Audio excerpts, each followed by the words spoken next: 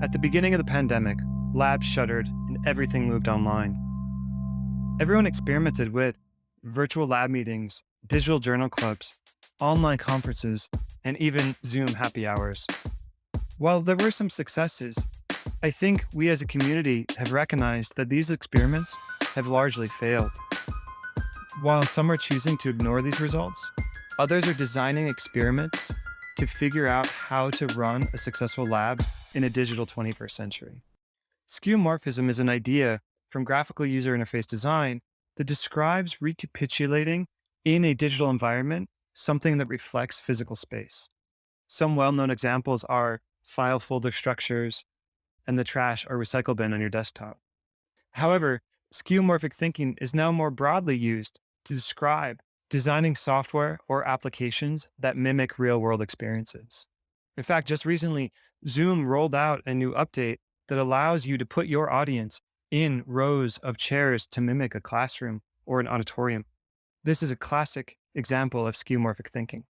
Skeuomorphism makes objects familiar by designing experiences that the users recognize.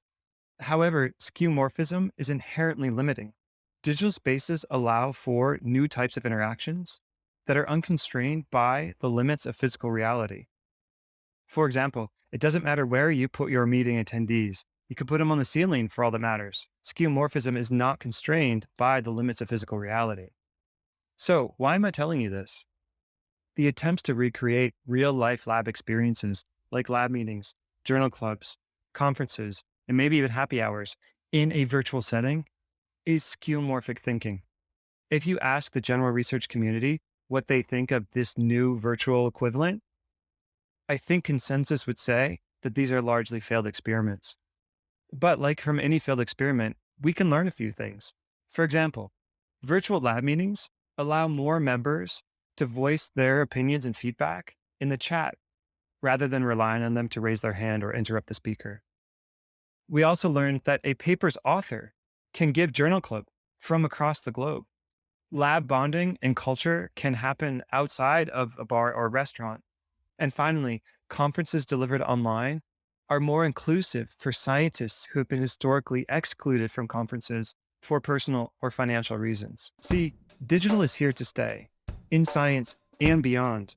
What we need to do is throw out our skeuomorphic thinking. We need to redesign our lab and our lives around this new digital reality. Real life has constraints, but digital life has different ones. We can take the best of both worlds, keep what works, drop what doesn't, and radically reimagine this new future. Thanks for watching. We'll see you next time.